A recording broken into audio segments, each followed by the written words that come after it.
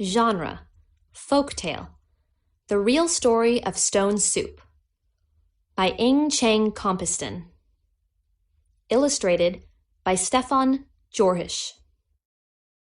Essential question: what choices are good for us? Read how 3 brothers chose healthful foods to make a surprising soup.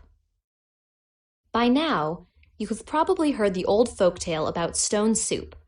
A hungry soldier tricks some stingy villagers into making him a big pot of soup. The truth is that stone soup was invented here in China, and without any sly tricks. Here is the real story. It all began when I hired those troublesome Chang brothers to help me on my fishing boat. Nice boys, but lazy, and I'm sorry to say, somewhat stupid. The only good thing is I could get away with not paying them very much. Even with 3 of them, I did most of the work, and I kept the hardest job for myself. I steered the boat. Stop and check. Ask and answer questions. What kind of person is the narrator? Use the illustrations and what you have read to find the answer. One summer day, after a full morning of fishing, I decided to stop early for lunch. "Time to eat, boys," I yelled. "Dock the boat." After the Chang brothers got the boat tied up, my work really began. Those boys were too dull to know what to do. "Ting, gather firewood. Pong, prepare the cooking pot and clean the fish. Kuwai, get some fresh water." "The cooking pot isn't here," interrupted Ting, the oldest, a troublemaker. He always talked back to his elders. "What do you mean the pot isn't here? Where is it?" They looked at one another and shrugged. "You boys forgot the cooking pot? How could you?" I asked. "It's your pot," said Ting. "You should have remembered to bring it." Those stupid potato heads! What were we to do now? Pong, the middle one, and the most well-mannered of the 3, tried to apologize. "Sorry, Uncle. We left in a hurry this morning, and we—" Kuwai, the youngest, interrupted. "We don't really need a pot to cook lunch." He whispered something to his brothers. Kuwai is always full of silly ideas. "How are we supposed to cook lunch?" I asked. "With a hole in the ground?" Those crazy boys must have thought I meant it. No sooner had those words left my mouth than they started digging a hole in the sandy beach. "What are you doing?" I asked. "Cooking lunch, of course," said Kuwai. He began to line the hole with banana leaves. Meanwhile, Ting and Pong started a huge fire next to the hole. "Now we need some stones," said Kuwai. "For what?" I asked. Kuwai didn't answer. He picked up a nearby rock and held it to his ear. "This is a fish stone," he announced. Then he threw the rock in the fire. "Come now," I said. "Even you can't be foolish enough to believe—" "Shh!" Ting interrupted, holding a stone to his ear. "I need to hear what it is telling me." "Aha! This is a fine vegetable stone." He tossed his rock into the fire too. I tried listening to a couple of stones. I didn't hear a thing. The hunger must have gone to their heads. "If you are so clever, what kind is this?" I handed a stone to Pong. He listened for a moment. "Aha! Uncle, you are brilliant. You picked out a yummy egg stone." He pitched my stone into the fire. I had no idea what he was blabbering about, but by this time I was hungry enough to eat anything, even stones. "We need something to carry water from the river and to eat the soup with," said Kuwai. "Oh, Uncle," said Pong, "could you use your mighty axe to make some bowls from bamboo stalks?" "I grumbled. "I have to do all the work, as always." But it was true that none of them could be trusted with my sharp axe. With a few quick chops, I made 4 bowls from a thick stalk. The boys used them to fill the hole with water.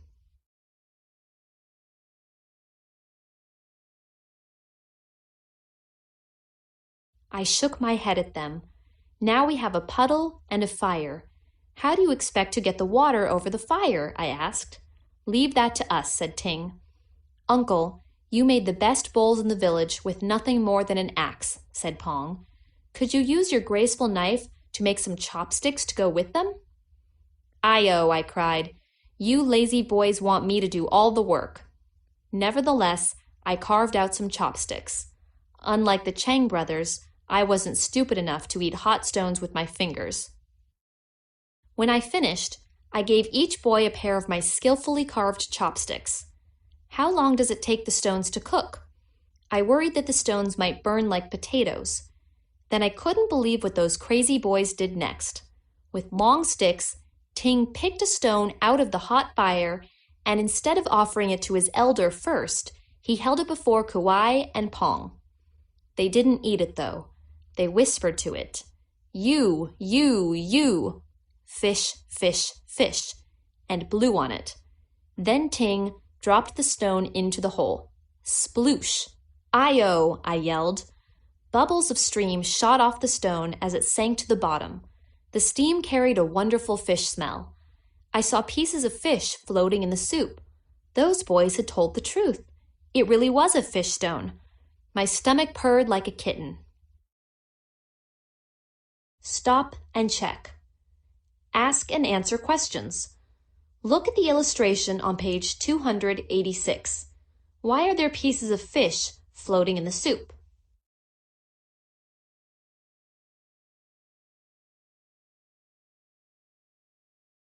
Kauai gently stirred the soup. This is turning into a tasty soup. If only we had a little salt, it would be a soup fit for a schoolmaster. "Ting," I said, "get the salt off the boat." "It's your salt, you get it," Ting said rudely. I was too hungry to teach him good manners, so I went to get the salt. As I returned with the salt, Ting picked up the second stone and held it before his brothers. "Kai, kai, kai!" They whispered the word for vegetables 3 times and blew on the stone. Ting dropped it into the soup. Shoosh!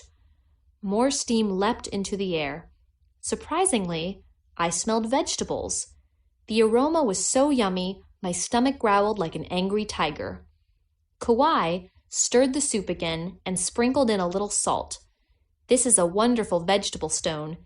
If only we had a little sesame oil, this would be a soup fit for an emperor," said Kauai. "Just a moment," I cried. "I'll be right back with the sesame oil." When I returned with the sesame oil, Ting was holding up the last stone. All 3 boys yelled, "Done, done, done!" Egg, egg, egg. Then they each blew hard on the stone, 1 at a time. "Why are you shouting at that stone, you potato heads?" I asked. "Egg stones don't hear very well," said Ting. He dropped the stone into the soup. Shoom! The hot stone brought the soup to a wild boil. I couldn't believe it when I saw threads of egg float to the top. A luscious fragrance filled the air. Even the monkeys came closer to get a whiff. Kauai drizzled in the sesame oil. More delectable smells. By now, I was sure the sounds from my hungry stomach could be heard back in the village.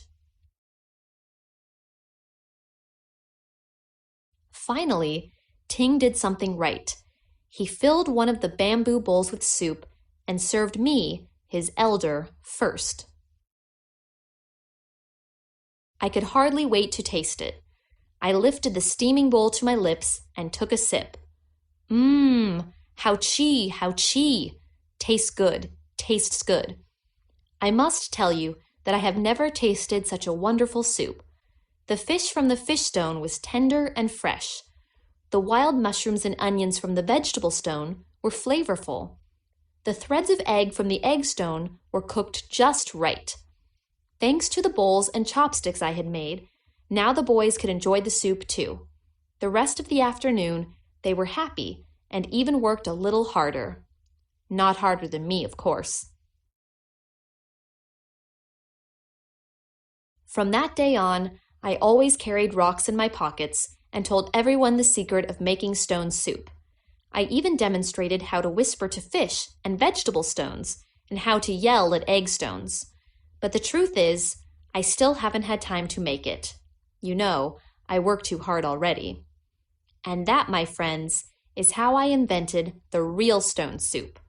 I don't know how people ended up with that silly old folktale. Stop and check.